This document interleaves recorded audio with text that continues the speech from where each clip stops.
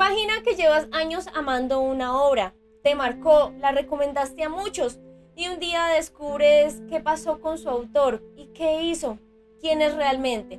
Bienvenidos todos a Otakumistres. Hoy vamos a hablar sobre 5 casos que sacudieron la industria del manga. 5 mangakas que de distintas formas cometieron actos que van desde el abuso hasta la pornografía infantil. Pero también vamos a hablar de algo que muchas veces se ignora. ¿Qué pasó después? ¿Hubo consecuencias reales o el dinero y la fama los protegieron?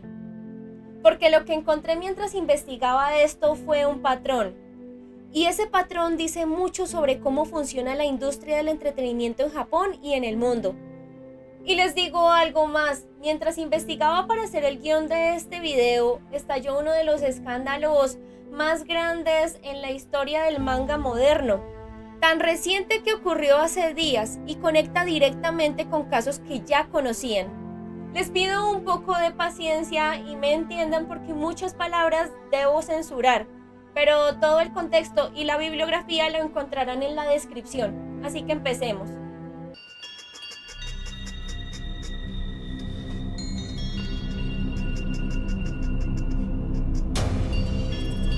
Para entender estos casos, primero hay que entender cómo funciona el mundo del manga.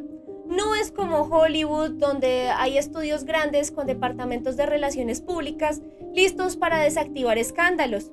El manga japonés funciona como una estructura casi artesanal. Un autor, una editorial y una relación de dependencia mutua muy intensa. Las grandes editoriales como Shueisha, Kondasha o Shogakukan publican revistas semanales que dependen de sus series estrellas. Un manga exitoso puede valer literalmente millones. Tienen mercancías, adaptaciones de anime, películas y videojuegos. Cancelar un autor no es solo perder al creador, es perder una franquicia entera. Además, en Japón existe una cultura de perdón selectivo. Si un artista pide disculpas en la forma correcta, muchas veces puede seguir trabajando. El concepto de rehacer la cara es tan poderoso que a veces basta una declaración pública bien redactada para que todo siga como si nada. Y luego está el tema legal. Japón fue uno de los últimos países desarrollados en criminalizar las posesiones de infantil, recién en 2014, lo que significa que muchos de los delitos que vamos a ver hoy en otros países ya habrían tenido consecuencias mucho más severas.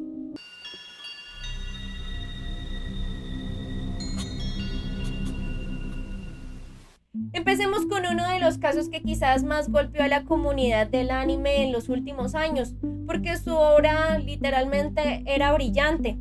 Act Age era, sin exagerar, uno de los mangas más prometedores de la Weekly Shonen Jump. La historia de Kei Yogani, una joven actriz que usa su trauma personal para crear personajes devastadoramente reales. Era una actriz de método. Era considerada candidata segura a convertirse en un clásico. Los lectores estaban enganchados y su adaptación al anime era cuestión de tiempo. Tatsuya Matsuki era el guionista. Tenía 29 años cuando en junio de 2020 se acercó a 2 chicas de secundaria en la calle y las tocó de forma inapropiada mientras iba en bicicleta. Las víctimas tenían entre 11 y 14 años. Fueron a la policía.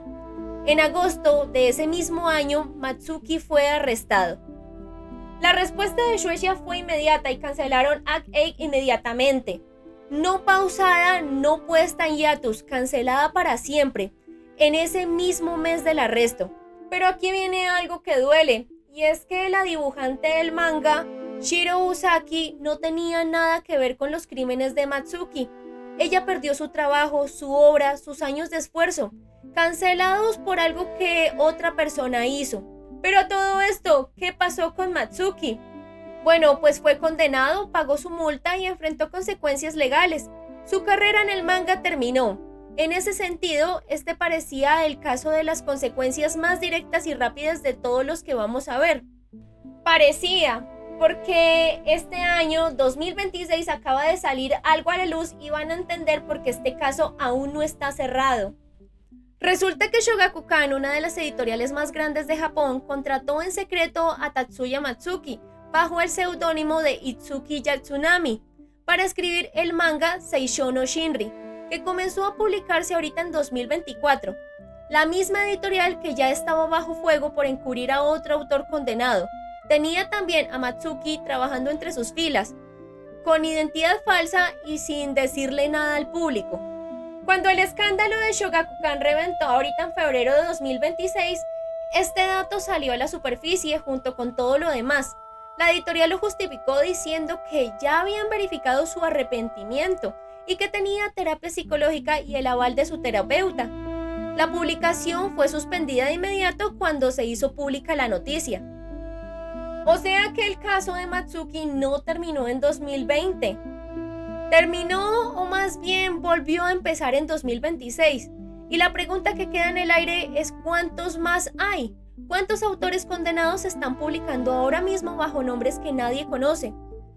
Un dato que resume todo y que también se vuelve a repetir en los siguientes casos es que las ventas de ACT-AGE subieron un 200% después del escándalo original.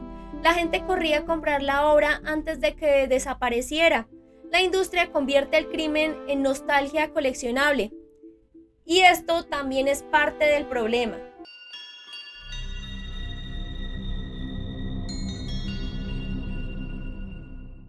Ahora pasemos a un caso que muchos olvidaron, quizás porque pasó hace mucho tiempo o también porque fue desconcertantemente normal.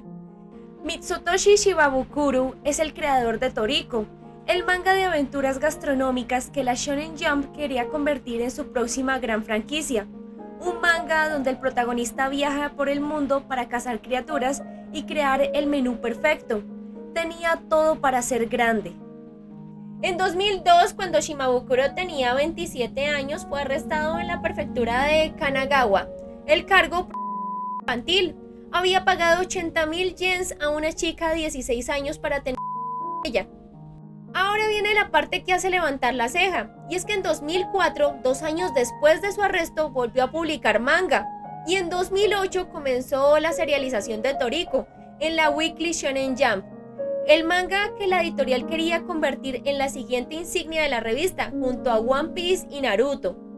Toriko llegó a tener su propio anime e inclusive crossovers con Dragon Ball y One Piece, videojuegos, merchandising, y el mismo Ichido Oda participó en el crossover oficial con Toriko. La editorial apoyó la serie completamente. La carrera de Shimabukuro no solo sobrevivió, sino que floreció. Consecuencias reales, casi ninguna. En Japón no hubo cancelación, no hubo boicot organizado, el público mayoritariamente no supo o no le importó. Este caso no tiene cierre. Shimabukuro sigue siendo el creador de una obra que muchos aman. Y esa incomodidad no tiene una resolución fácil.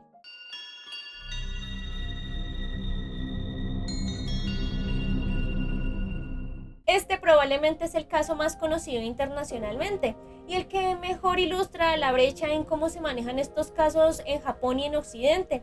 Les hablo del caso de Nobuhiro Watsuki, creador de Rurouni Kenshin, conocido en Latinoamérica como Samurai X. Si son fan del anime ya saben lo que significa esta obra. Si no la conocen, es uno de los mangas más influyentes de los años 90. Una historia sobre un asesino que busca redención. Una serie profundamente moral. En noviembre de 2017, la Policía Metropolitana de Tokio allanó la oficina de Watsuki mientras investigaba otro caso. Lo que encontraron, una gran cantidad de DVDs con infantil, niñas entre los 11 y 14 años, según sus propias declaraciones ante la policía. Watsuki declaró abiertamente ante la policía que le gustaban las niñas en esas edades. Esto no fue negado ni minimizado por él. ¿Y la condena? Bueno, pues una multa de 200,000 yens, menos de $1,800. No hubo un solo día de prisión. La editorial Shueisha pausó la secuela de Rurouni Kenshin, el arco de Hokkaido, durante aproximadamente 6 meses. En junio de 2018 la serie reanudó su publicación.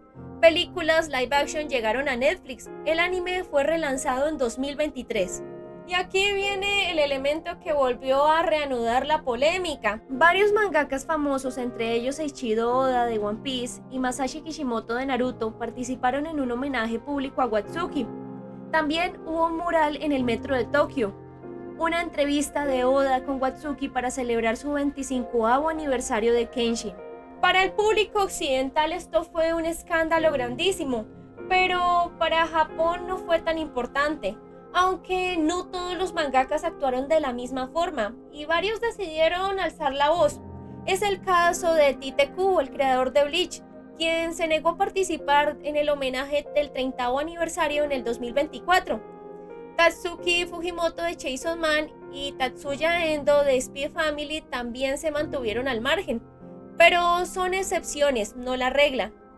Ahora, ¿ustedes qué opinan? ¿Será que una obra que habla sobre la redención de sus pecados puede seguir siendo moralmente válida cuando su creador no pagó por los suyos?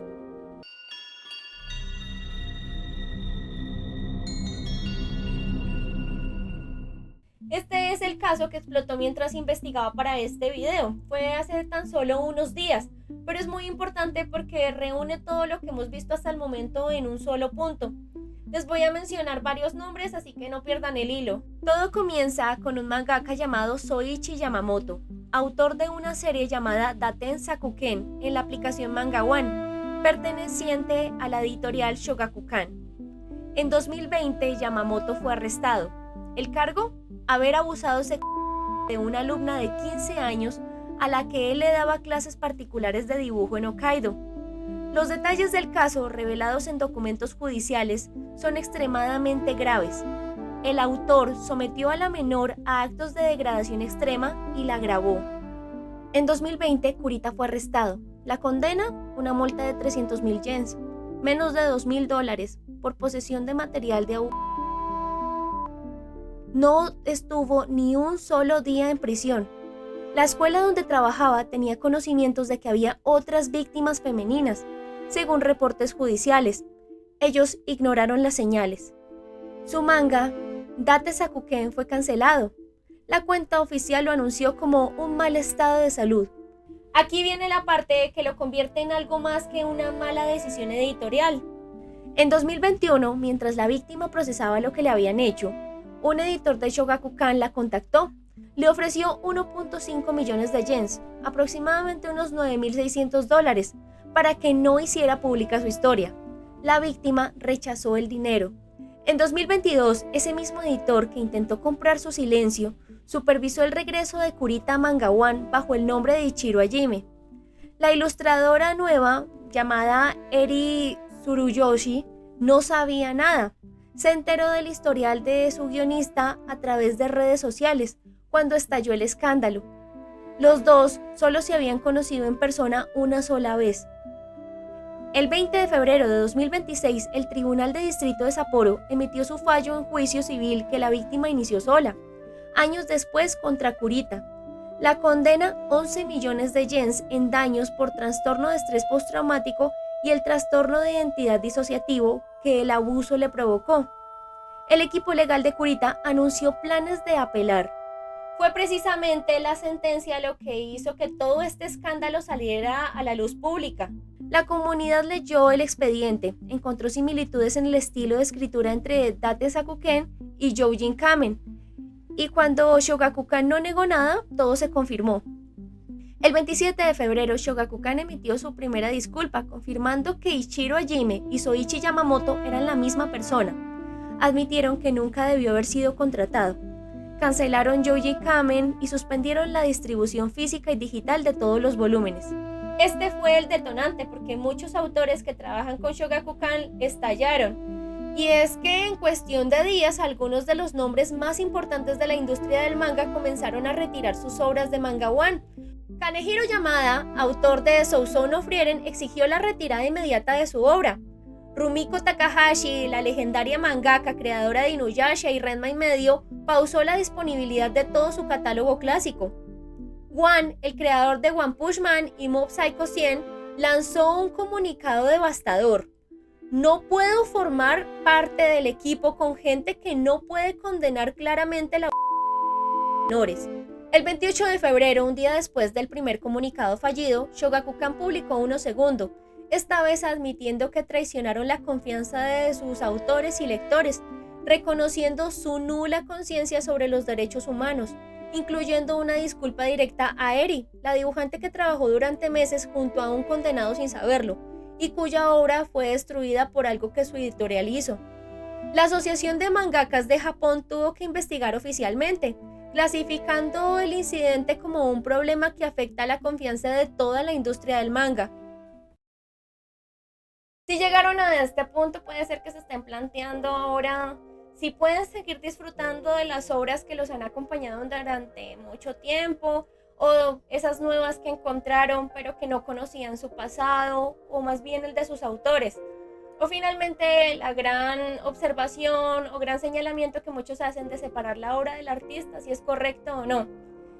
Yo no soy un faro moral y no soy quien para decirles a ustedes qué deben hacer, pero les voy a plantear esta situación.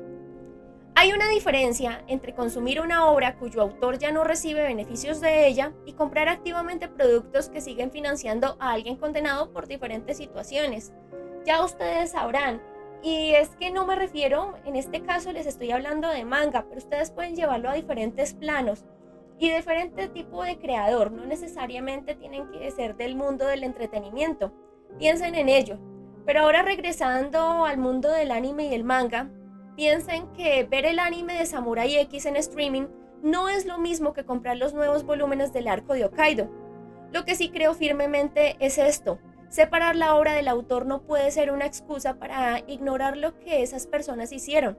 Las víctimas existieron, su sufrimiento fue real, y en la mayoría de estos casos el sistema falló en protegerlas durante años. El caso de Youjin Kamen todavía está en movimiento mientras estoy grabando esto. La apelación de Kurita sigue adelante. La investigación interna de Shogakukan está en curso. No sabemos cuántas personas dentro de la editorial sabían, pero lo que sí sabemos es que la respuesta de la comunidad esta vez fue diferente. Los mangakas se movieron, los fans se movieron, y eso es lo que importa. Y es que eso precisamente fue lo que hizo la diferencia en todo este caso. Por fin vimos que muchos mangakas hablaron al respecto y se negaron a continuar. Y no solo una nueva generación, sino también hablaron muchos de épocas pasadas. No se está de acuerdo con lo que está ocurriendo. Puede ser debido a que el anime y el manga se está globalizando cada vez más y ya las industrias del anime no se deben solo a un público. Y si es el caso, en este momento beneficia. Ahora bien, con respecto al caso de Shogakukan y todo lo que ha ocurrido, ha hablado, o más bien se emitió una respuesta por parte de quien inició toda esta demanda, y ha mencionado que ella no tiene interés en que se cancele la editorial.